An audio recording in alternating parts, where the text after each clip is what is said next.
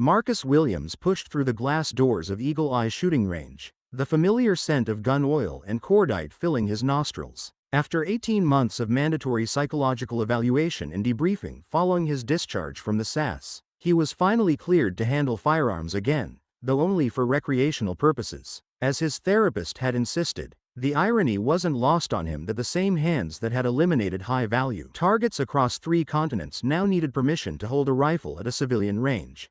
The afternoon sun streamed through the skylights, illuminating dust motes that danced above the polished concrete floors. Marcus approached the front desk where a young woman with bright pink hair was scrolling through her phone, barely acknowledging his presence until he cleared his throat. "I'd like to book a lane for the afternoon," Marcus said quietly, his London accent refined despite years of military service that had taken him far from his Brixton roots. The girl looked up, her eyes scanning him dismissively. "You ever shot before?" she asked with barely concealed skepticism, taking in his modest jeans and plain black t-shirt. "Once or twice," Marcus replied with a slight smile. "Right, well, lane fees are £50 for 2 hours, and you'll need to watch the safety video first. Can't have people who don't know what they're doing wandering around with loaded weapons." She slid a clipboard across the counter without making eye contact.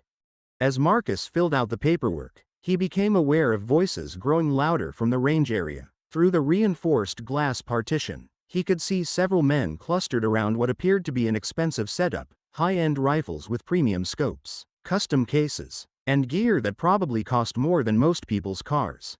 "Bloody hell, look what the cat dragged in," came a voice from behind him. Marcus turned to see 3 men approaching, their designer shooting jackets and cocky grins immediately marking them as the type who treated the range like their personal country club. The leader, a red-faced man with thinning blonde hair, extended his hand with exaggerated politeness. "I'm Nigel Pemberton Clark, and these are my associates, James and Reginald. Haven't seen you around here before. You're not from the usual crowd, are you?" Marcus shook the offered hand firmly. "Marcus Williams, just moved to the area." "Williams, is it?" Nigel's eyes narrowed slightly. "And what brings you to our little establishment? Bit posh for your usual haunts, I'd imagine." The casual racism was delivered with the practiced ease of someone who'd never been called out for it, wrapped in just enough plausible deniability to make confrontation awkward. Marcus had encountered this type throughout his military career. Men who'd inherited wealth and position, who'd never earned anything through merit alone. "I enjoy shooting," Marcus replied simply.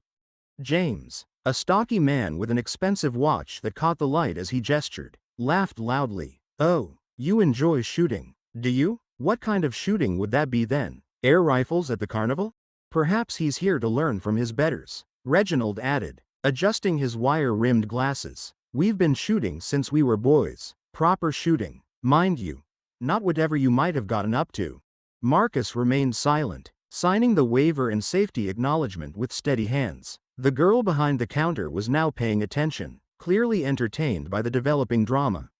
"Tell you what, Williams," Nigel said, leaning against the counter with manufactured casualness. "Why don't you join us? We're having a little competition today. Winner takes all. Say, £500? Unless that's too rich for your blood." "What kind of competition?" Marcus asked.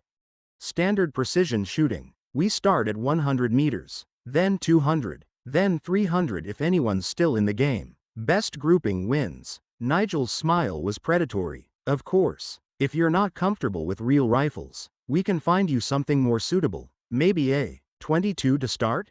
The condescension was thick enough to cut with a knife, but Marcus simply nodded. "Sounds fair. I'll need to rent a rifle."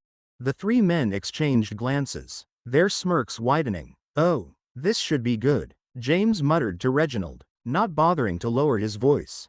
20 minutes later, Marcus found himself at lane 7, checking the balance and sights of a standard Remington 700 that the range kept for rentals. It was a decent rifle, though nothing compared to the custom precision instruments his competitors were unpacking from their expensive cases. Nigel was setting up what appeared to be a Macmillan TAC-50, complete with a Schmidt-Bender scope that probably cost more than most people's monthly salary. James had brought a Accuracy International Arctic Warfare rifle, while Reginald was assembling something that looked suspiciously like a military-grade Barrett. "Impressive hardware," Marcus commented, genuinely appreciating the craftsmanship. Only the best, Nigel replied, not looking up from his scope adjustments. You can't expect precision without proper equipment. That rental you've got there is fine for beginners. But when you're serious about the sport, you need serious tools. A small crowd had begun to gather, word of the competition spreading among the other shooters and staff. Marcus noticed several people placing informal bets, the odds heavily stacked against him. The pink-haired girl from the front desk had come around to watch, her phone already recording. Right then, Nigel announced, checking his expensive watch, 100 meters first, 5 shots. Best grouping wins. Since our friend here is new, we'll let him go last. Give him a chance to see how it's done properly. Marcus nodded his agreement, settling into position to observe. Despite their obvious character flaws, all 3 men were competent shooters. Nigel's first string produced a respectable 2-inch grouping, while James managed slightly better at 1 3/4 inches. Reginald, clearly the most skilled of the 3, put 5 shots into a grouping that measured just under 1 inch. Bloody brilliant, Reggie, Nigel called out, slapping his friend on the back. Let's see our newcomer match that. Marcus approached the firing line, the rental rifle feeling foreign in his hands after months away from weapons. He settled into a prone position, adjusting the bipod legs and checking his sight picture. The target, a standard precision bullseye, seemed almost comically large compared to the human silhouettes he was accustomed to engaging at similar distances. The first shot broke clean, the rifle's report echoing through the range. Marcus worked the bolt smoothly, chambering the next round without losing his sight picture. In his peripheral vision, he was aware of whispered comments and stifled laughter from the growing crowd of spectators. 5 shots later, Marcus stood and stepped back from the line. Nigel was already raising binoculars, his confident expression slowly transforming into confusion, then disbelief. That can't be right, he muttered, lowering the binoculars and raising them again. James, have a look. James took the binoculars, studying the target for a long moment. Christ, he said quietly. Reggie, you need to see this. When they called the targets forward for measurement, Marcus's grouping measured exactly 3/4 of an inch, with 4 of the 5 shots touching. The crowd that had been quietly mocking him moments before fell silent. Lucky shots, Reginald said, though his voice lacked conviction. Beginner's luck. Won't happen again at 200 meters. But as they moved to the longer distance, Marcus could see doubt creeping into their expressions. The casual racism and dismissive attitudes were being replaced by something approaching wariness. At 200 meters, the dynamics shifted further. Marcus's military training began to assert itself more clearly as the distance increased. While his competitors struggled with wind compensation and bullet drop, Marcus made minute adjustments with the practiced ease of someone who'd made similar calculations under far more stressful circumstances.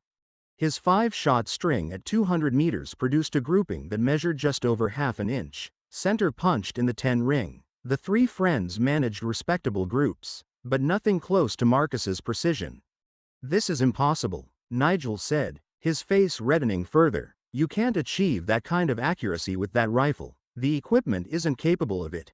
Marcus remained silent, methodically cleaning his rifle barrel between strings as he'd been trained to do. The crowd around them had grown, and he could hear excited whispers and the occasional camera phone snapping pictures.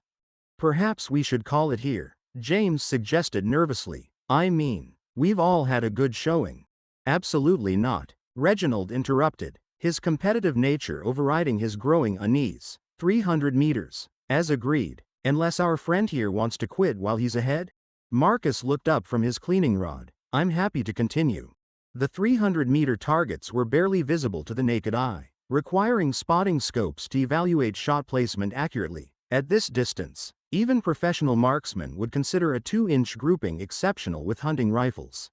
Marcus settled into position for what he knew would be the final string of the competition. 300 meters was well within his comfort zone, laughably close compared to some of the shots he'd made during his operational career. The longest confirmed kill of his military service had been at over 800 meters, in challenging wind conditions, with hostile forces actively hunting his position.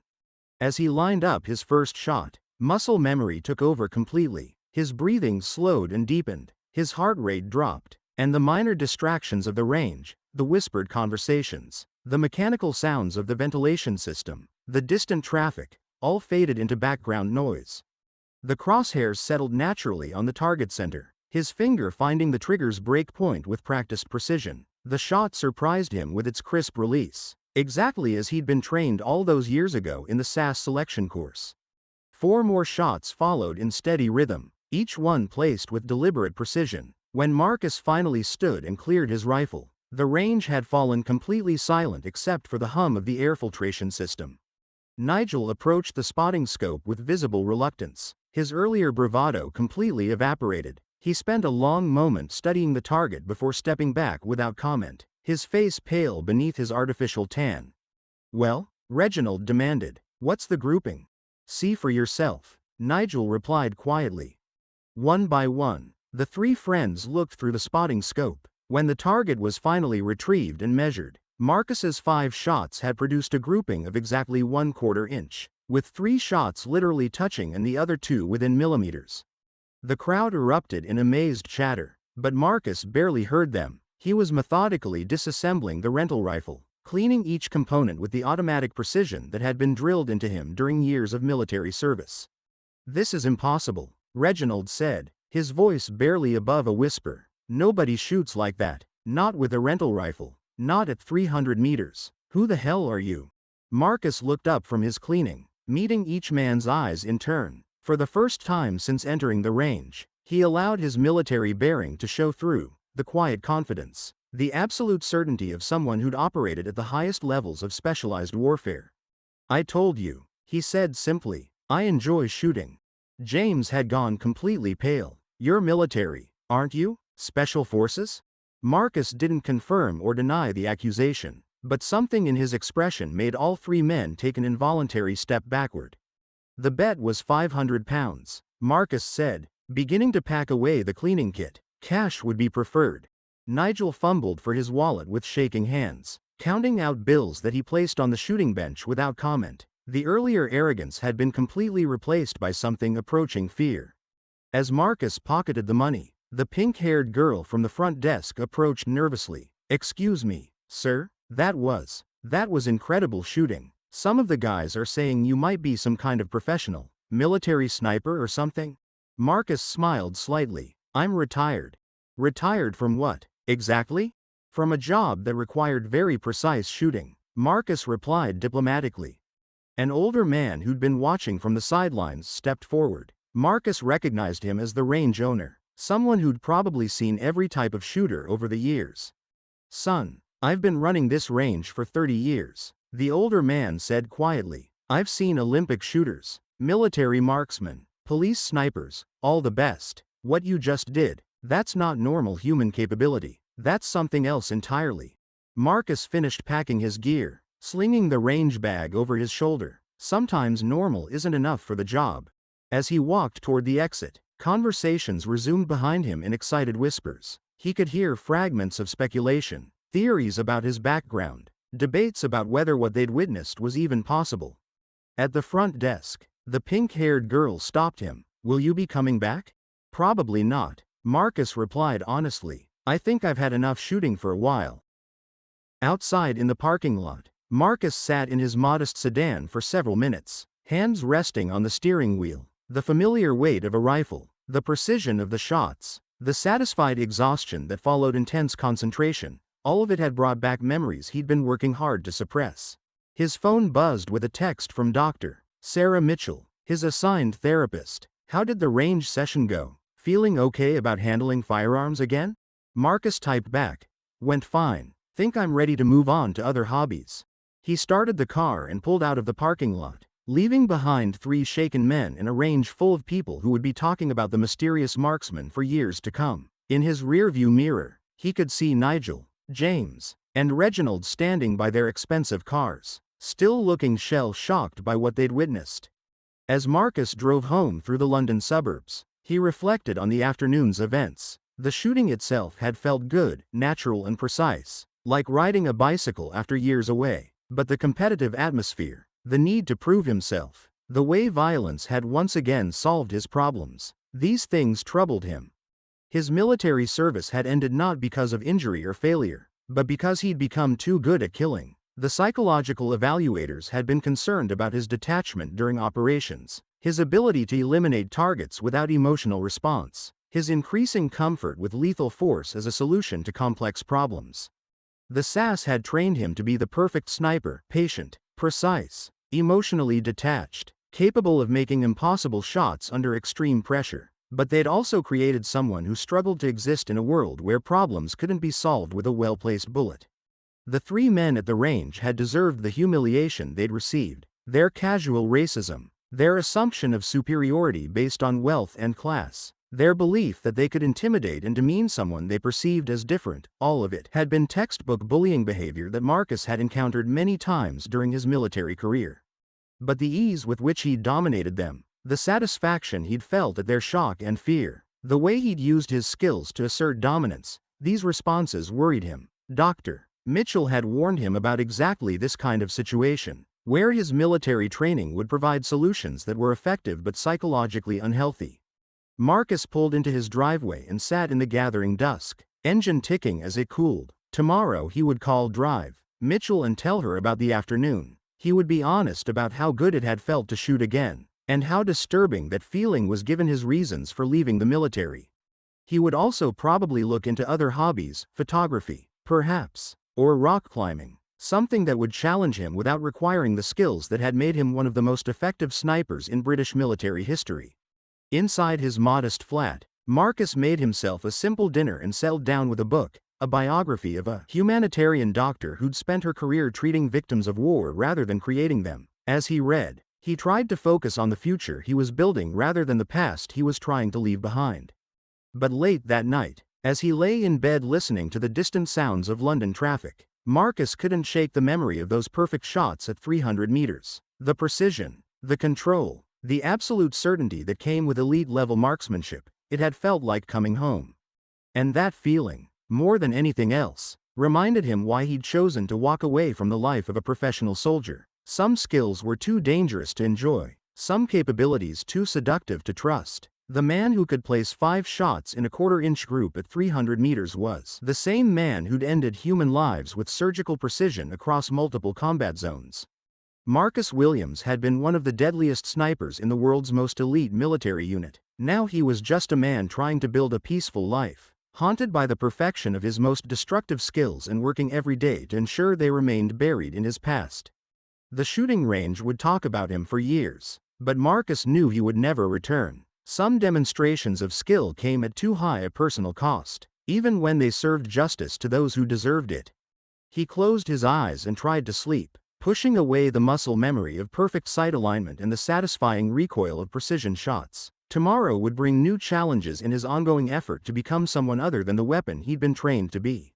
But tonight, for just a few hours, Marcus Williams had been exactly who he used to be, and both the power and the danger of that identity would stay with him long after the last echoes of gunfire faded from his memory.